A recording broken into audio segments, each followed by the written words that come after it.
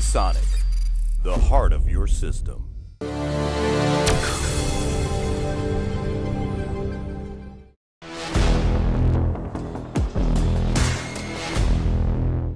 I'm Leo Warder for Kit Guru. We've been reviewing aftermarket 5700 XT graphics cards, and today it's the turn of this Sapphire Nitro Plus. You may wonder, why is Leo doing a graphics card review rather than Dominic? Dominic was off on holiday last week, so there was testing to be done. I've been doing it. Before he went away, Dominic sent me a great big box of graphics cards for comparative testing, including the PowerColor Red Devil that he liked so much. This is very useful. However, I'm referring here to Sapphire's reviewer's guide. In their review goals, they want us to test not only against partner graphics cards, but also against the reference AMD blower cooler. We know why this is. It's because the blower cooler is not very good. So what I've got here is the Sapphire Nitro Plus. I've got the PowerColor Red Devil. I've got the AMD 5700 XT.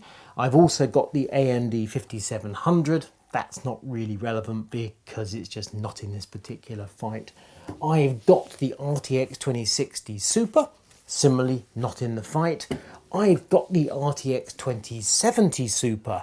Now this is a card that, frankly, all other things being equal, I would say don't bother with the 5700 XT, buy the RTX 2070. The reason I say that is the reference 5700 XT is £400 here in the UK. Pricing for the UK at the moment is more than the dollar price, so my prices may sound a bit off to your ears if you're thinking in dollars. Tragically, I think I've pretty much got this spot on. So £400 for the reference 5700 XT. Aftermarket cards, £450. Then we've got the RTX 2070, which is £479. But you can't buy it for $479, or at least I can't find it for $479. The G4 store, way out of stock. You're looking at something like an aftermarket card will cost you $529 or some such, and it can be up to £600 for an aftermarket RTX 2070 Super. That's monstrously expensive. So were it $479, were it £30 more than the partner card, partner 5700 XT card, yes, I think I would automatically go towards the RTX 2070 Super. As I haven't been able to find it for anything approaching that money, we're back into 5700 XT territory. Both of these cards have a huge amount in common. They're both triple fan. They've got a 0 RPM fan stop function. Obviously the cooler is massive, you can see that, very similar in length. Performance, both of them have a dual BIOS, so you've got a silent function, an OC function. The boost speed has been jacked up somewhat, although the up to speed, no. We do of course have accurate speeds as we observe them on both in our graphs, which you'll see in this video, and also on the page when you go over to kitguru.net and read the review.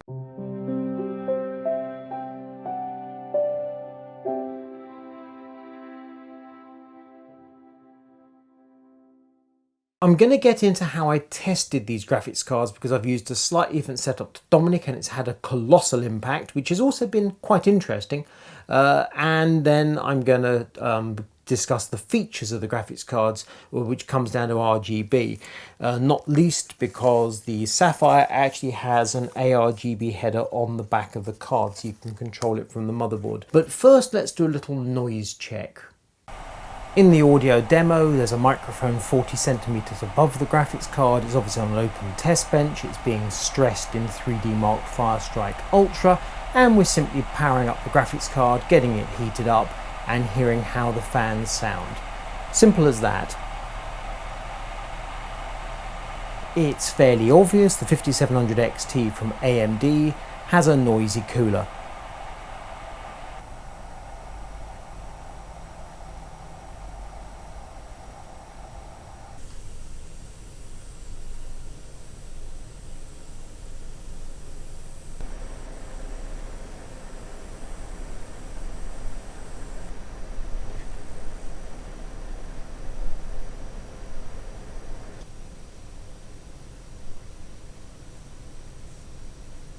It is crystal clear that both the PowerColor and Sapphire are significantly quieter than the AMD blower cooler.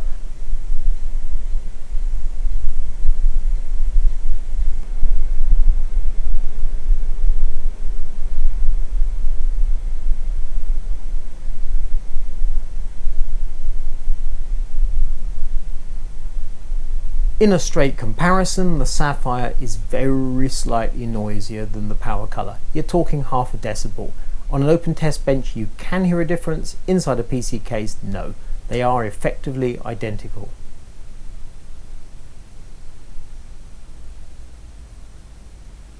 We've established there quite conclusively that if you spend £400 on this reference 5700 XT with a blower cooler, you're going to be driven quite literally insane by the noise. On the other hand, £450 on a graphics card such as the Sapphire or the PowerColor Red Devil, yeah, you can live with that. This is not obviously a straight head-to-head comparison of these two graphics cards, it's just that Dominic reviewed the PowerColor most recently and loved it to bits. And I've got the Sapphire here. I don't have the MSI he recently reviewed, but having said that, that MSI had the fan speeds jacked up rather fast and Dominic did not appreciate the noise levels. My test setup is different to Dominic's. Dominic uses a Core i7-8700K Coffee Lake, so that's a year and a half, 2 years old now. The obvious reason for hanging on to a test platform as long as you can is so you have some sort of comparable data going back just as long as possible, so you don't have to retest absolutely everything all the blessed time. We've had conversations about upgrading to an i9-1900K platform for graphics, KitGuru, for all the obvious reasons. The snag has been that Intel's been promising 10 nanometer 10th gen for absolutely ages. It now seems to me quite clear that there's going to be no significant 10th gen upgrade coming anytime soon. So we're going to make a move soonish. As to what exactly that remains to be seen. But right now, i7-8700K 6-core Coffee Lake. I don't have an i7-8700K anymore. So I had to pick a different platform for this review, and I chose a Core i7-7820X, which is Skylake X on X299, 8 cores. They're quite slow cores, so I overclocked to 4.6 GHz, DOM runs at 4.8 GHz, so that all seemed in the same ballpark. As you'll see from the figures I put on the screen, my graphics scores are notably lower than Dominic's. So therefore, under no circumstances can you compare my figures, which are done here and now with the latest drivers, with Dominic's, even the figures he got from the past few weeks. So the PowerColor figures, for example, I've got and Dominic's got are not the same because they're different platforms. Other hardware, we've got a Seasonic Prime titanium power supply. Memory is Corsair Dominator Platinum DDR4 3200 MHz, so the same speed Dominic's been using. I've got a Fractal Design Celsius S24 Acetec 240mm liquid cooler, again the same size and very similar to the cooler Dominic's using. Motherboard, specifically Gigabyte X299 Aorus Master. Processor, as I say, Core i7-7820X, overclocked to 4.6 GHz, and then the SSD, the M.2 is an Intel 1TB SSD 7. So the hardware's all proper, but the platform is different. We've got 3 separate lots of RGB going on with this test system. The Corsair Dominator is controlled by iCUE. We've got RGB Fusion from Gigabyte controlling the lighting on the motherboard. You'll notice set them to different colours, and then there's a rainbow pattern going on with the Sapphire, which is controlled by Sapphire's Tricks software. This is version 7, and specifically the lighting is Nitro Glow, as you can see, rainbow there. And if we change that, and now we've got a green on the graphics card. The lighting is on the side of the card and also extends to the back plate. This is where things start to get interesting. I've got an aftermarket ARGB cable connected to the header on the graphics card and also to the motherboard. It's a double-headed cable, so this is unused. Ideally, it'd just be a straight cable. And now in Tricks, we select external source, and the graphics card lighting is now controlled by the Gigabyte software, which is why we've got the same pattern on both. And just to prove that, so we now have 2 lighting systems. We have the Corsair iCUE on the memory, but the rest of the system is one. Sapphire has included a bias switch which controls the 2 bias functions, overclock and quiet, as you would expect. However, the switch actually has 3 positions. It's currently in software mode. We return to the main interface, the dashboard in the Tricks software, and down here we've got selection for the bias. So we're on the primary bias, which is performance. And we can instead, if we choose, switch over to secondary, reboot the PC, and voila. No need to dive inside your PC case and flick a switch. Would be handy if instead of saying primary secondary it said performance and quiet, but hey ho. Sapphire Nitro Plus delivers the same performance as the PowerColor Red Devil to within a frame or two. Sometimes it's the same, sometimes it's very slightly slower, but broadly speaking, they're identical. This is slightly surprising as my figures show that the Sapphire is actually drawing significantly more power than the PowerColor. So the system power draw 370 watts against 320. Graphics card power draw 220 watts against 180. That's with both cards in performance mode. And that wasn't something I quite expected to see. As I said before, the noise level is slightly higher for the Sapphire, but then the fans are running higher, but then it has to get rid of that power somehow. I'll show you what's going on with the graphics cards with the coolers removed in a moment. To my mind, the Sapphire is slightly more crude than the PowerColor, and that is why it requires more wattage to deliver the same performance. Overall, however, in terms of performance, PowerColor, Sapphire, same performance. Both are better than the stock 5700 XT because the reference cooler is just horrible. The aftermarket coolers are significantly better. The performance of the Nitro Plus 5700 XT makes it a natural for 1440p gaming. If you want to push on to 4K, it can certainly do that.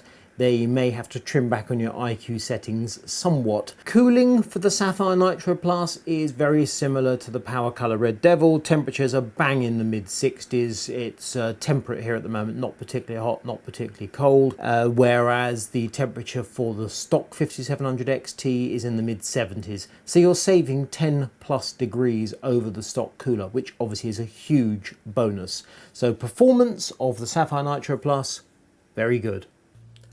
Starting with the PowerColor, so we've got triple 90mm fans. We can see there's a chunky great cooler. We've got dual 8-pin connectors. We've got your standard outputs on the end. Flip the card over. Remove the 4 screws behind the GPU. Remember, Dominic's had this card apart a few times already.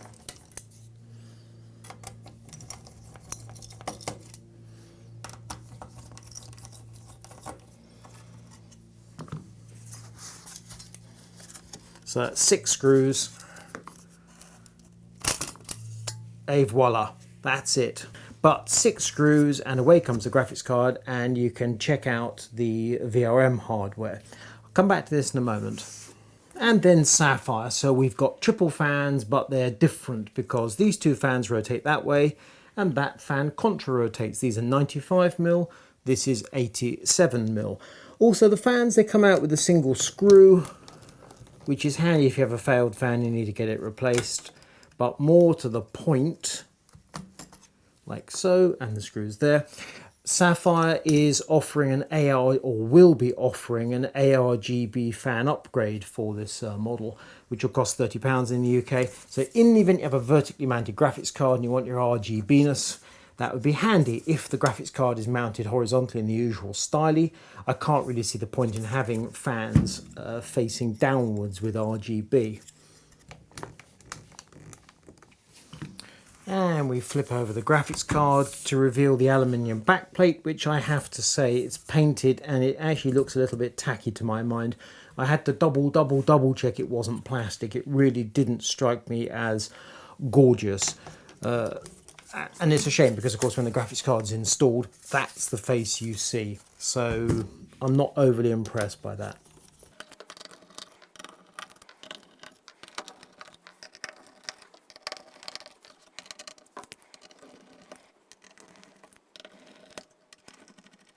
And 2 screws on the end.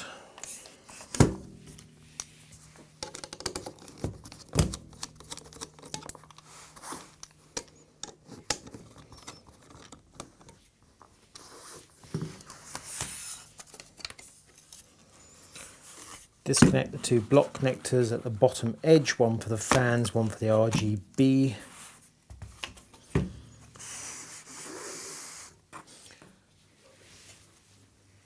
So I think we can agree all those screws were necessary. That was 1, 2, 3, 4, 5, 6, 7, 8, 9, and the 2 on the end.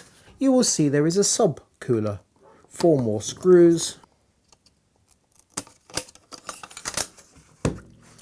Some gentle prying, and away comes that cooler, which is clearly for the memory and also for that power regulation hardware there. With the graphics cards dismantled, you can see that Sapphire's using an 8+1 arrangement for the power delivery. That's 8 phases for the GPU, 1 for the memory, while PowerColor's gone for a 10+1. Here you will see Sapphire has left 2 spaces unused. They could clearly step up to this arrangement if they chose. Whether there's a more juicy version of this graphics card coming, whether they thought, actually, we don't need all the components, impossible to tell. Similarly, it's impossible to tell whether Sapphire is being cautious by using a dedicated cooler for the memory, but the fact is that this graphics card requires more juice than this graphics card to deliver the same performance. You may have noticed I haven't talked about overclocking. The reason is that Sapphire's essentially done that out of the box. The faster of the 2 BIOS modes, the performance mode, is, as far as I'm concerned, overclocked beyond the natural limits of this graphics card. The silent mode is the mode that makes sense, even though it's slower clock speed. It saves you 25 watts. It means the fans can spin slower. The temperature is the same because they've obviously adjusted the fan curve to match the heat. The performance drops nary at all. And to my mind, silent mode is the mode that makes sense. If you're determined that your Sapphire Nitro Plus is going to match the PowerColor Red Devil, then you need performance mode. If you're not desperate to get every last frame per second, silent mode makes more sense to me than performance mode. The joyous thing is, with the software ability in tricks to switch between BIOSes, you can try one and then try the other and see which suits. I mean, realistically, you're not going to notice that the card is drawing 25 watts more or less in one mode or the other because, you just won't. But when you've tried it in the slower mode and seen that actually the gaming performance is identical, you might think, well, I'm happy with that, and I'll leave it at that. And that, I think, would be good. Moving on to try and manually overclock this card, I had 0 success. Ramping up the power limit in Wattman and then trying to increase speeds whatsoever it just didn't work for me at all. 0 success. And the funny thing was that when the software was telling me I had a higher power limit and higher core speed, performance actually dropped, even though temperatures were absolutely fine. So you could either say that that's a bit peculiar, or you could say it's just a total waste of time. And I'm going for total waste of time because, as I say, to my mind, silent mode is the mode that makes sense. Performance mode is taking you out of the comfort zone. It's diminishing returns. Silent mode is faster than the reference 5700 XT, and performance mode is faster still, but don't worry about it. And the reason I say all that is because, to my mind, as I said previously, the layout of the VRMs on the Sapphire is less sophisticated than PowerColor, and as a consequence, you're heavily into diminishing returns once you reach a certain point. And that point is the faster of the 2 BIOS settings you're given by Sapphire. So, to conclude, should you buy this graphics card? If you're in the market for 5700 XT and you're spending around £450, so clearly that's 2 big ifs, then yes, you should seriously consider this card. Its standout point is the RGB, the addressable RGB, and the fact you can connect it to your motherboard. In which case you might well come down to how you're mounting the card. Is it horizontal or is it vertical? Clearly, if it's vertical and then you're considering that ARGB fan upgrade kit, then that gives you something to aim for because you're not going to get that anywhere else. If, on the other hand, you're going horizontal and you're seeing some lights on the edge of the graphics card, in this instance saying Sapphire, but if it's just a pretty pattern or a light or whatever it might be, then you might not be too fussed about the exact nature of the lighting, in which case the PowerColor will do you very nicely. Clearly, if you don't have a glass panel on your case or your PC's out of sight, then the lighting is irrelevant. And obviously lighting is a complete frippery. So to conclude, you basically look at the RGB and you decide, yes, indeed, that's the one I want. Because in other respects, the Sapphire is so similar to the competition. I mean, the pricing is identical, for example, that it is almost scary. There's a number of manufacturers delivering products that are just the same, apart from a tiny difference. In this instance, the Trix 7 software is good without being hugely exciting, but it is good. And the ARGB, yeah, if you're into that, I like it. It certainly works as I demonstrated, and that's a good thing. So it's a nuanced response, but yes, you should indeed buy the Sapphire, provided you're after that there lighting. If you like this video, give it a thumbs up, hit the bell button, subscribe, will alert you to new videos as they become available. I'm Leo Walder for Kit Guru. This is the Sapphire Nitro Plus 5700 XT.